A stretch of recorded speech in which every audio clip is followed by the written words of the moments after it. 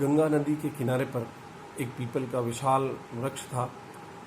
गंगा पहाड़ों से निकलकर संपूर्ण वेग से बह रही थी और उसी समय उसमें दो पत्ते गिरे, एक पत्ता आड़ा गिरा, एक पत्ता सीधा गिरा। जो पत्ता आड़ा गिरा वो इस बात पर अड़ गया कि गंगा, मैं तुझे आज रोक कर रहूँगा, मैं तुझे आगे नहीं बढ़ने दूंगा। जोर जोर से चिल्लाने लगा और उसने पूरी ताकत उसने लगा दी कि मैं आज तुझे बहने नहीं दूंगा। वो खड़ा रहा, अड़ा रहा और ये सोचता रहा कि आज मैं इसके वेग को ख़त्म करूंगा, मैं इसे आगे नहीं जाने दूंगा। उसी समय दूसरा पत्ता जो उसमें गिरा था वो सीधा गिरा और गंगा के साथ बहने लगा। बहते बहते उसके मन में विचार था, आज गंगा मैं तुझे सागर तक पहुंचा के रहूँगा, आज मैं किसी अवरोध को तेरे आगे आने नहीं दूंगा। दोनों पत्ते अपनी सोच के साथ और गंगा पूर्ण वेग से, पूर्ण प्रवाह के साथ अपने साथ बह रही थी।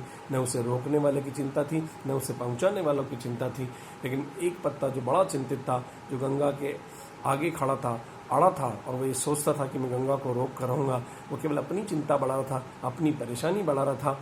उससे गंगा को कोई मतलब नहीं, गंगा अपने गंतव्य तक पहुंच रही थी। और जो पत्ता ये सोच रहा था कि मैं गंगा को पहुंचाऊंगा, उसकी की गंगा को कोई चिंता नहीं थी। ये परमात्मा की एक शक्ति है मित्रों, और परमात्मा की शक्ति से ये संसार चलता है।